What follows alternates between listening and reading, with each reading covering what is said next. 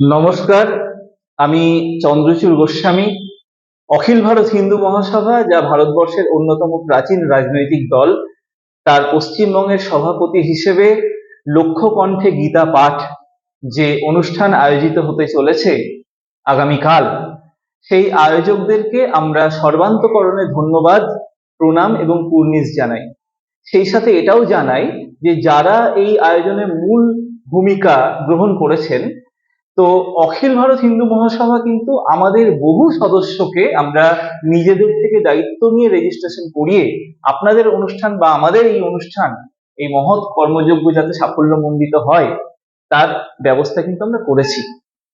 তো আমরা অবশ্যই আগামীকাল সেখানে যাচ্ছি এবং একটা আনন্দের সাথে সাথে একটি যন্ত্রণাও, আমাদের দুঃখ আমাদের হৃদয়ে রয়েছে, ভারাক্রান্ত হৃদয়ে জানাচ্ছি যে কালকের অনুষ্ঠানের প্রায় 1 মাস পরেই আমাদের সারা ভারতবর্ষের যে স্বপ্ন রাম মন্দির, তা পুনঃপ্রতিষ্ঠা হতে চলেছে রামের জন্মভূমিতে।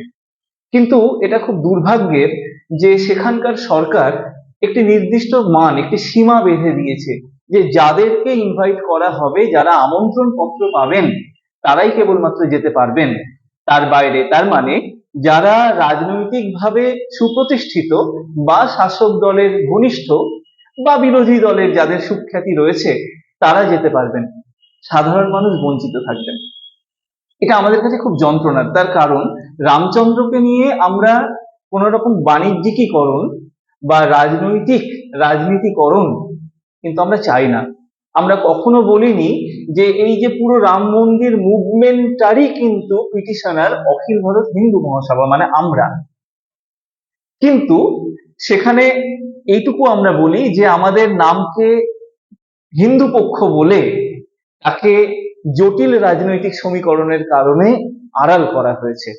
তো যন্ত্রণা থাকুক, শুধু এটুকু বলবো যে বহু ভগ্ন হৃদয় মানুষ, রামচন্দ্রের ভক্ত, যারা সেদিন যেতে পারছেন না, তার জন্য আমরা রামচন্দ্রের কর্মভূমি, যা পশ্চিমবঙ্গেই রয়েছে, পুরুলিয়ার অযোধ্যা পাহাড়, সেখানে আমরা কতজন জানি যে কিষ্কিন্ধায় যাওয়ার আগে রামচন্দ্র তার ভাই লক্ষণ এবং দেবী সীতাকে নিয়ে সেখানে অবস্থান করেছেন, এবং সেখানে সীতাকুণ্ড, যা কিনা রামচন্দ্রের তীরে সীতা দেবী কৃষ্ণার জল সরবরাহ করেছিল।